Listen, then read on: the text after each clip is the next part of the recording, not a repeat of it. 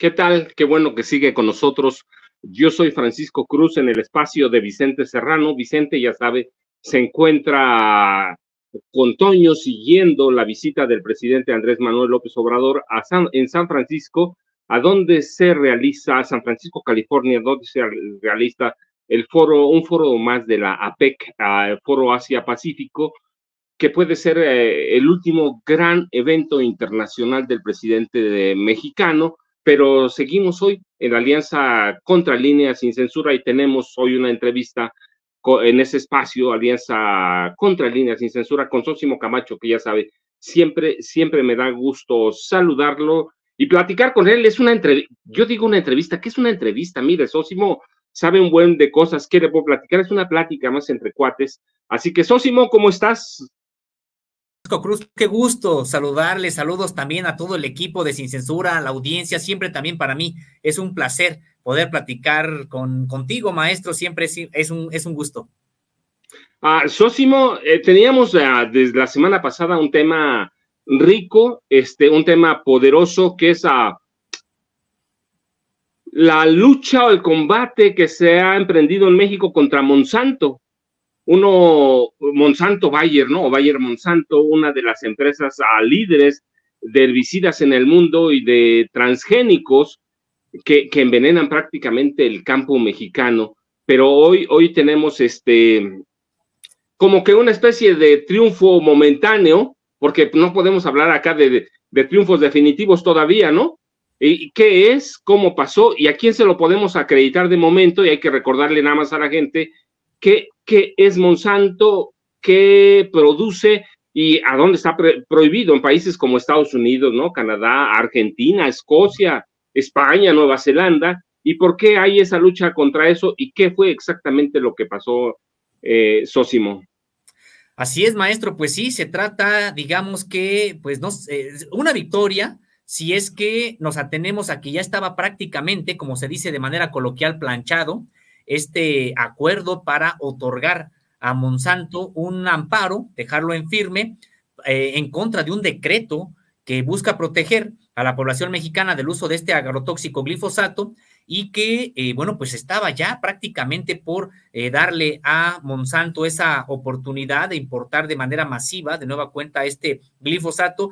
Y decíamos, pues sí, se trata, si lo vemos así, pues sí, de un triunfo porque todo indicaba que ya se iba a salir con la suya Monsanto en este cuarto tribunal colegiado, pero bueno, finalmente, y me parece que gracias a la propia presión social que hubo alrededor cuando se pudo saber qué era lo que iba a ocurrir en ese tribunal, pues entonces hubo no solamente abogados que desde el punto de vista del gobierno federal, sino también de las organizaciones campesinas, de ejidatarios, de comunidades indígenas, pues advirtieron de lo que estaba ocurriendo. Ya nos habíamos referido, maestro, en una charla anterior sobre cómo venía ya una resolución a la que habíamos tenido acceso del propio tribunal, del magistrado ponente Ricardo Gallardo Vara, quien ya prácticamente había pues colocado en su resolución todos los argumentos de Monsanto, había demeritado o incluso excluido aquellos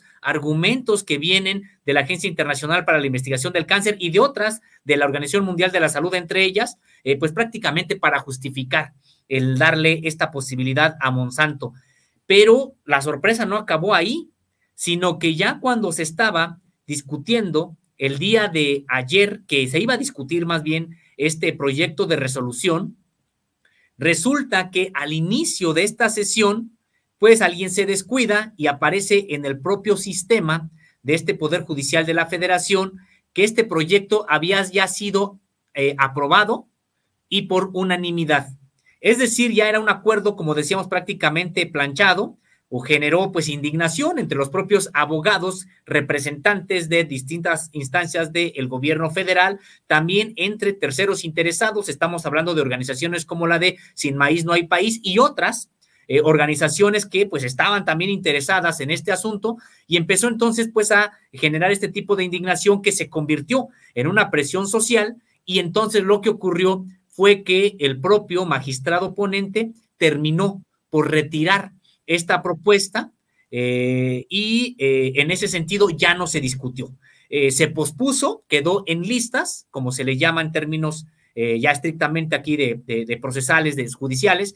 Entonces quedó en listas y se pospuso. ¿Para cuándo? No lo sabemos, pero no ha quedado, digamos, no es como ya bien adelantabas, maestro, una victoria definitiva, se ha pospuesto. Sin embargo, bueno, pues hemos tenido la oportunidad de consultar a los propios abogados, tanto de CONACYT, como de COFEPRIS, como de Secretaría de Salud y como de Semarnat. Y bueno, pues en términos generales lo que nos han dicho es de que es importante porque ahora pues estarás exhortando a los propios magistrados y al magistrado ponente, pues para que tomen en cuenta los más de 400 estudios que se han presentado y que acreditan la toxicidad de este glifosato. Entonces, sí, si lo vemos así, es un triunfo porque a punto estuvo de que se hubiera sentado un precedente grave, así lo han calificado también los abogados, en materia de que a Monsanto en México se le autorizara la importación de nueva cuenta en los mismos volúmenes que ya lo estaban haciendo, que es de manera masiva, de este agrotóxico.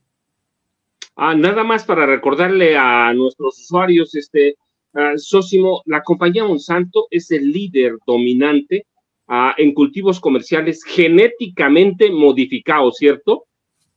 Así es, totalmente de acuerdo, maestro, y es que algo que nos había sorprendido de este proyecto de resolución es que pues iba más allá de lo que le había, de las propias facultades, digamos, del magistrado, porque no solamente defendía el uso del glifosato, sino que incluso, pues ahí mismo resultaba en un discurso este proyecto de resolución en favor de los transgénicos. Entonces sí, en efecto, sentaría un precedente muy grave porque no nada más es el uso del glifosato, no nada más es de que se esté utilizando un herbicida conocido popularmente también entre comunidades campesinas como el matatodo, porque tiene este amplio espectro, es decir, sí, mata pues cualquier otro tipo de hierba que no sea aquella que está modificada genéticamente.